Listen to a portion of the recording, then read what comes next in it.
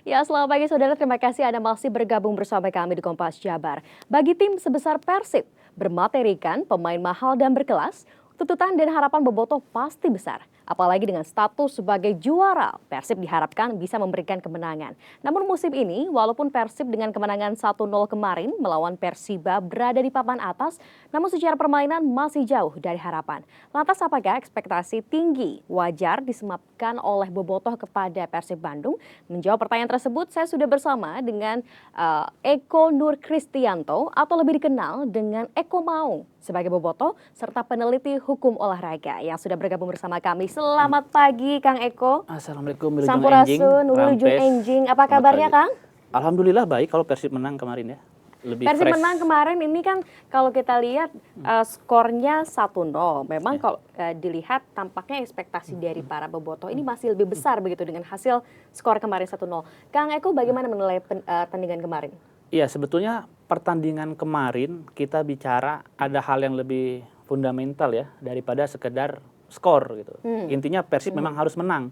Jadi setelah rentetan kurang baik ya, setelah kita draw waktu lawan PBFC, lalu kalah lawan Bali United, lalu kalah lagi lawan Bayangkara, memang satu-satunya cara ya yang menjadi solusi untuk sekedar membuat kondisi kondusif ya di dalam tim serta menurunkan tensi ya dari tekanan bobotoh memang hanya kemenangan gitu. Dan alhamdulillah ya berkah Ramadan kemarin Persib walaupun secara permainan nggak bagus ya, jauh dari bagus lah saya katakan ya, masih banyak yang perlu dibenahi, tapi kita bisa menang itu saya rasa sudah beres untuk sementara waktu gitu. Oke, jadi masih ada yang kurang. Apa sebetulnya yang menurut Kang Eko masih harus terus diperbaiki oleh Persib? Karena kalau kita lihat kan, bayangkan ada Essien, ada Maitimo begitu. Ini kan pemain asing semua gitu loh. Pasti ekspektasinya akan besar kan, Kang?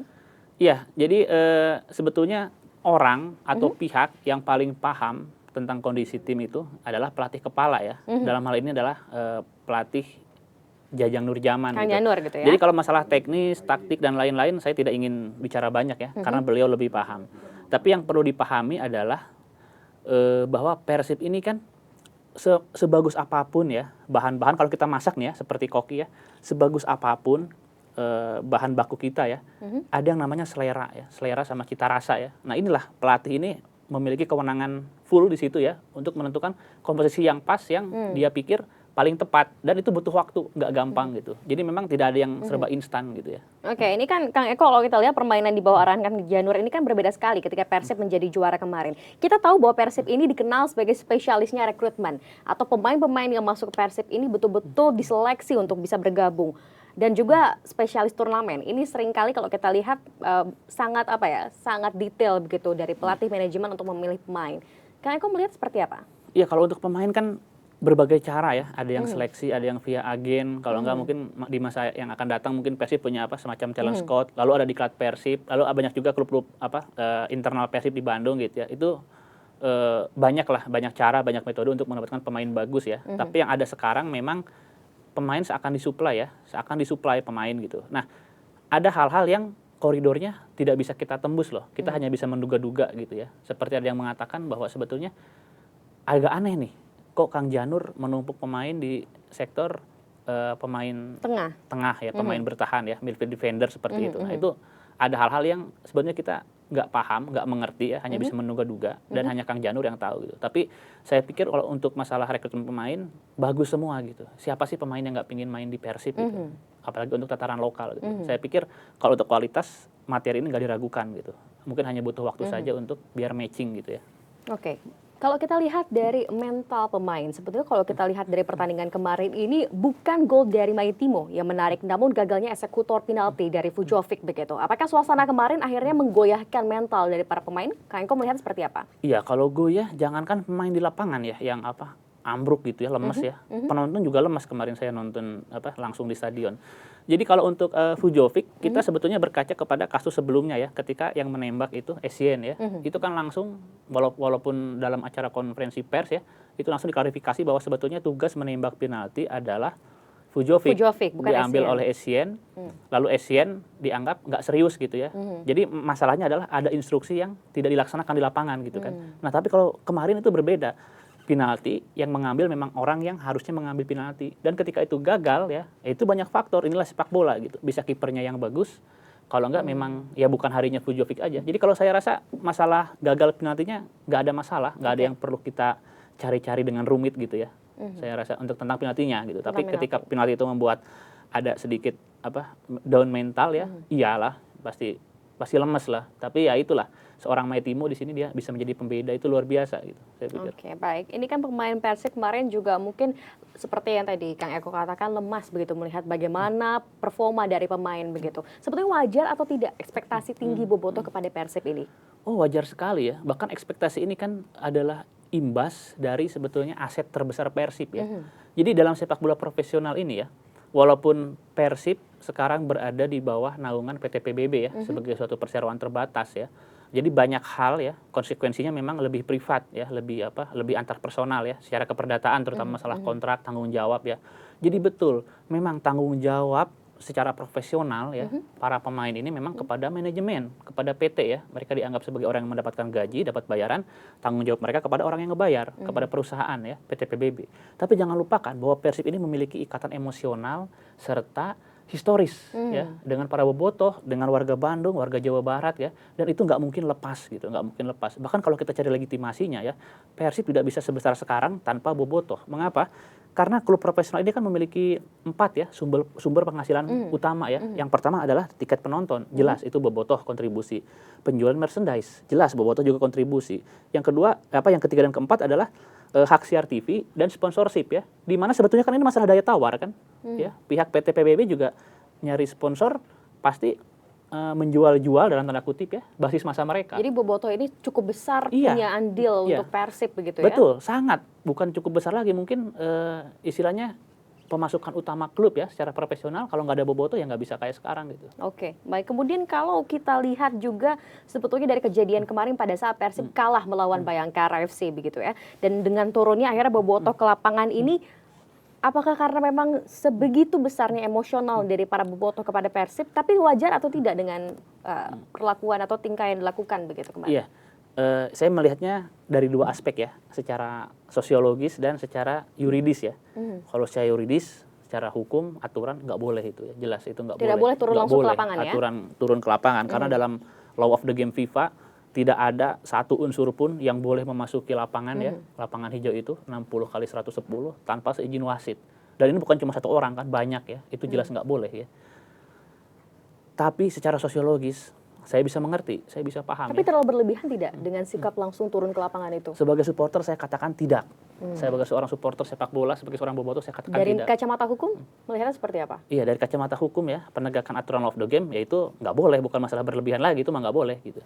Berarti salah begitu, tidak boleh akhirnya turun ke lapangan. Jadi secara sosiologis dan juga secara hukum beda, ini itu hal berbenturan yang berbeda. gitu ya? Iya, beda dong. Kalau secara sosiologis, jadi jiwa seorang supporter, jadi supporter itu memiliki cara berekspresi, kebebasan itu sebetulnya nggak ada batasan baku ya, dia bisa sebebasnya ya, seperti di Italia kan, itu nyarain flare, ngebakar skuter, dilemparin ke tribun ya, itu bebas sebebas-bebasnya, asal dia siap dengan konsekuensi hukumnya gitu. Jadi Anda bakar-bakaran di stadion, bakar-bakaran kursi, itu kan merusak fasilitas umum ya, ada di KUHP itu ancamannya, ya silakan, berarti boleh saja, tapi Anda mau nggak ditangkap. Jadi dalam konteks supporter saya nggak mengatakan ada yang tidak boleh dan boleh, silakan Anda bertindak semau Anda, asalkan Anda siap menanggung resiko hukumnya. Tapi gitu. Ingat ada hukum di belakangnya yang juga perlu gitu diketahui aja, begitu ya. Kalau Kang Eko melihat bagaimana kedewasaan dari Persib dan juga Bobotoh hingga saat ini seperti apa? Kedewasaan ya. Jadi itu kan parameternya juga agak sulit gitu ya. Cuma kalau misalkan dalam proses lebih baik ya, saya pikir nggak bisa baku juga gitu. Jadi ada di masa lalu ketika supporter Persib itu kalau Persib kalah mereka ngamuknya di alun-alun, guling-guling pol seperti itu ya. Lalu ada masa juga ketika supporter Persib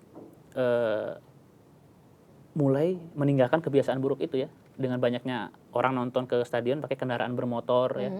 Ya ini berkaitan juga dengan kondisi ekonomi loh, kalau mau kita lihat lebih jauh ini kondisi ekonomi makro juga ngaruh, orang-orang jadi gampang kredit akses motor, menuju ke akses lokasi, ke stadion segala macam, ya.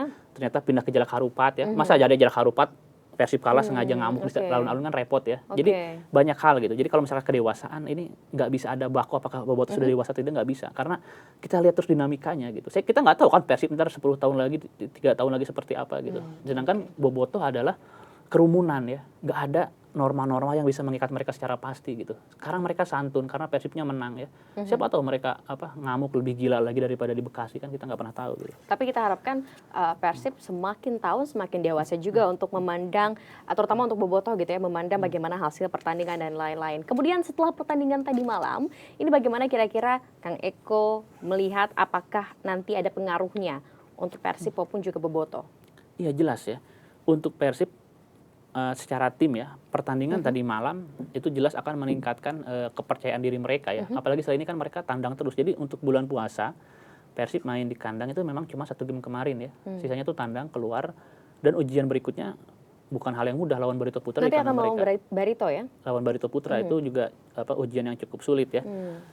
Kepercayaan diri jelas mutlak gitu. Jelas mutlak kepercayaan diri, dan untuk di lingkungan Bobotoh sendiri, saya pikir yang pro kontra ya dengan tim sekarang juga sudah mulai mereda tuh. Kalau kita perhatikan media sosial, Twitter, Instagram sudah mulai mereda saya pikir.